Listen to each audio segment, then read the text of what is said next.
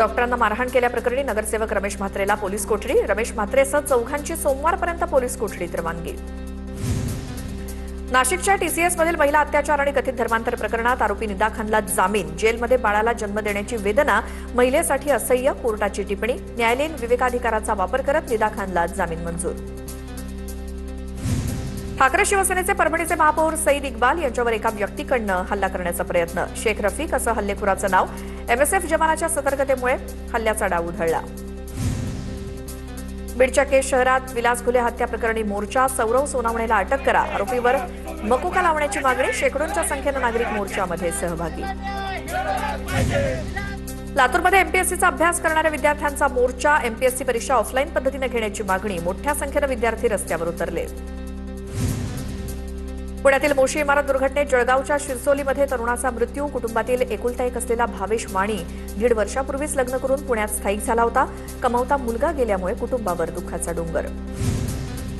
पुण्याच्या भोरमधील नीरा देवघर धरणाच्या पाणीसाठ्यात मोठी वाढ. नीरा देवघर धरणं 58% भरलं. धरणामध्ये सध्या 60 टीएमसी पाणीसाठा शिल्लक.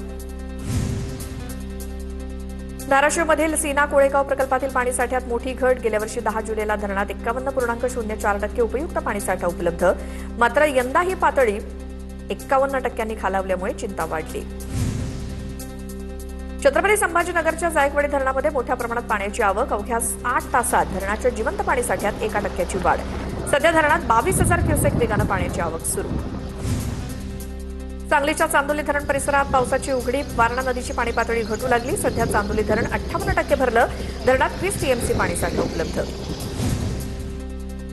उजनी धरणाच्या पाणी पातळीत वाढ. धरणामध्ये 43.11% उपयुक्त पाणीसाठा जमा.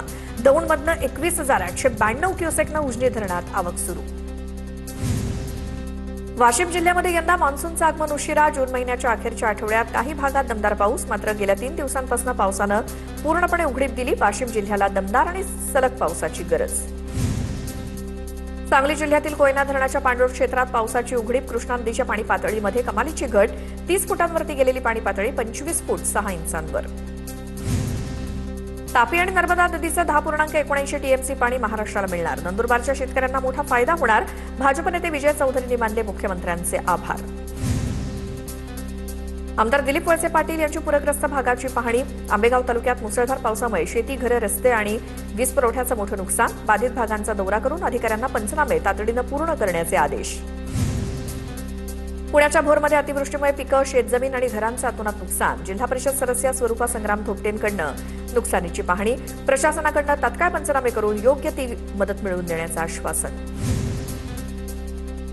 कारंजा तालुक्यातील उंबरडा बाजार परिसरात सोयाबीनवरती अमेरिकन जायंट मिलिपीड किडीचा प्रादुर्भाव. किडीमुळे दुबार पेरणीची वेळ येण्याची शक्यता. उपाययोजना करण्याची शेतकऱ्यांची मागणी. भंडाऱ्यात खोळंबलेली भात लागवड जोमात. लोकगीताच्या तालावर भात पिकाची लागवड सुरू. पावसाअभावी भात पिकाची लागवड रखडली होती. करमाळा तालुक्यातील प्रस्तावित रेटेवाडी उपसा सिंचन योजनेसाठी सर्वेक्षणाचा मार्ग मोकळा. आमदार नारायण पाटील यांच्या सूचनेवरून मंत्रालयात बैठक. कामासाठी तातडीनं 50 लाख रुपये मंजूर करण्याची मागणी. बदलत्या वातावरणामुळे जालन्याच्या जिल्हा सामान्य रुग्णालयात रुग्णांच्या संख्येत वाढ. पावसामुळे आणि बदलत्या वातावरणामुळे सर्दी, ताप, खोकल्याचे रुग्ण जास्त. लहान बालकं आणि वयोवृद्ध नागरिकांनी खबरदारी घ्यावी आणि गरम पाणी पिण्याचं आवाहन. नंदुरबारमध्ये नर्मदेच्या पाण्यावरनं राजकीय संघर्ष. 5,548 कोटींच्या जलुला प्रकल्पाला केसी पाडवींचा विरोध. हा प्रकल्प जनतेसाठी नसून उद्योगपतींच्या फायद्यासाठी आणि टक्केवारीसाठी असल्याचा केसी पाडवींचा आरोप. पुण्याच्या भोरमधील भोंगवलीमध्ये सौर ऊर्जा उपकेंद्राला विरोध. भोरच्या 71 गावांची एकजूट. बैठकीमध्ये प्रकल्पाविरोधात सर्व ग्रामस्थांनी एकत्र येऊन कायदेशीर लढा उभारण्याचा निर्धार केला. नंदुरबारच्या माळीवाड्यातील नागरिकांचं मूलभूत सुविधांसाठी पालिकेत ठिय्या आंदोलन. गटारं, सांडपाणी आणि अस्वच्छतेच्या समस्यांमुळे नागरिक संतप्त. पालिकेचा सर्व कर भरूनही सुविधा मिळत नसल्यामुळे नागरिकांचा संताप. नंदुरबारच्या शहादा तालुक्यातील एसबीआय बँकेसमोर घाणीचं साम्राज्य. दुर्गंधीमुळे नागरिक त्रस्त. कचरा उचला अन्यथा आंदोलन करण्याचा नागरिकांचा इशारा. लातूरच्या महापौर आणि एका महिला डॉक्टरच्या संभाषणाचा कथित व्हिडिओ व्हायरल. अवंतीनगर भागातील मनपा दवाखान्यात महापौरांकडनं पाहणी. डॉक्टरांनी महापौरांना मी कामात आहे, निवांत बसलेली नाही अशा भाषेत उत्तर दिलं.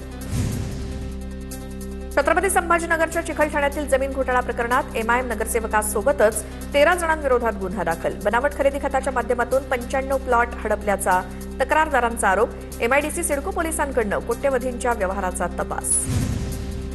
धाराशिव जिल्ह्यात केवळ 49% पेरण्या, पावसानं उशिरा हजेरी लावल्यामुळे अनेक ठिकाणी पेरण्या रखडल्या.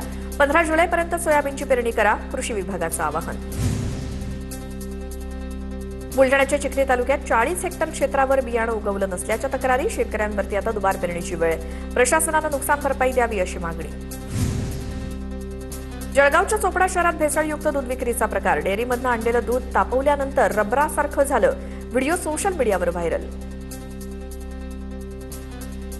परभणीत भेसळयुक्त दूध विक्री होत असल्याचा प्रकार. डेअरीतनं आणलेलं दूध उकळल्यानंतर रबरासारखं घट्ट झालं. पूर्णा शहरातील कोळीवाडा परिसरातली घटना.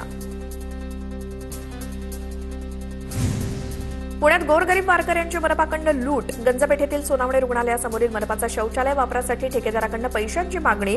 वारकऱ्यांसाठी मोफत शौचालयाचा मनपाचा दावा फोल.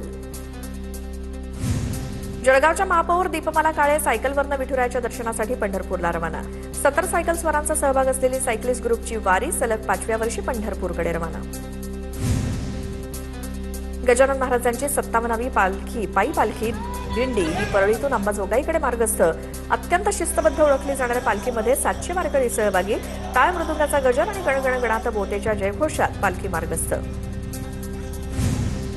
रत्नागिरी ते पंढरपूर सायकल वारीला उत्साहात सुरुवात. 32हून अधिक सायकलपटूंचा सहभाग. भक्ती, शिस्त, पर्यावरण संवर्धन आणि निरोगी जीवनशैलीचा संदेश देत सायकल वारी पंढरपूरकडे रवाना. देवगडच्या शिरगाव चौकेवाडी इथे ग्रामस्थांच्या श्रमदानातून कच्चा लाकडी पूल बांधण्यात आला. कायमस्वरूपी पूल बांधण्यासाठी प्रशासनाचं लक्ष वेधून घ्यावं अशी ग्रामस्थांचा उद्देश. भिवंडीतील अन्सार मोहल्ला परिसरामध्ये घराचा स्लॅब कोसळला. या दुर्घटनेत एक मुलगी जखमी. स्थानिकांनी 3 ते 4 जणांना सुखरूप बाहेर काढलं. आपत्कालीन विभाग आणि अग्निशमन दल घटनास्थळी. यवतमाळमध्ये स्मार्ट मीटर बसवण्याआधीच 5 महिन्यांचे वीज बिल. बाभुळगाव तालुक्यातील नांदुरा खुर्द इथला प्रकार. महावितरणच्या कारभारावरती ग्राहकांचा संताप. नंदुरबारमधील शिक्षकांचं विविध मागण्यांसाठी धरणं आंदोलन. बीएलओ आणि अशैक्षणिक कामातनं शिक्षकांना मुक्त करण्याची मागणी. पदोन्नती, आंतरजिल्हा बदलीसोबतच विविध मागण्यांसाठी शिक्षकांचं आंदोलन.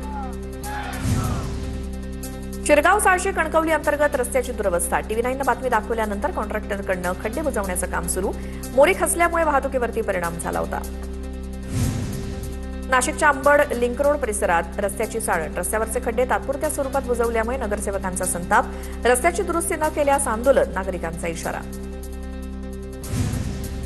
औंढा नागनाथ तालुक्यातील चिंचोली निळोबा इथे अवैध सावकारावरती कारवाई. जिल्हा उपनिबंधकासोबतच पथकाची सुंदरराव मोरे यांच्या घरावरती धाड.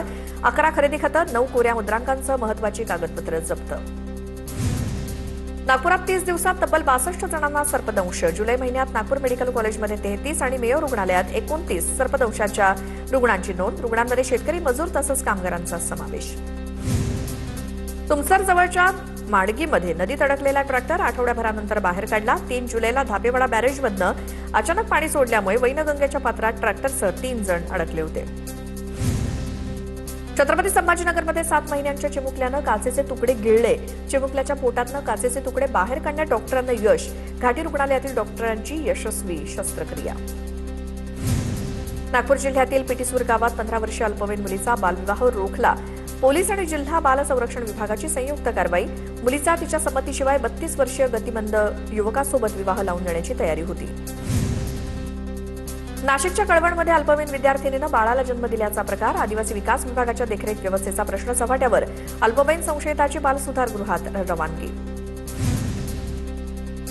सांगलीच्या आटपाडी तालुक्यातील शेटफळे इथे नातजावयाकडनं वृद्ध सासूची हत्या. पोलिसांकडनं आरोपी राजेश गायकवाडला अटक. मालमत्तेच्या वादातून हत्या झाल्याची माहिती. छत्रपती संभाजीनगर शहरातील मुकुंदवाडीत किरकोळ वादातनं चाकूनं भुसकून हत्या. घराच्या ओट्यावरती बसण्यावरनं समज दिल्यानं हल्ला.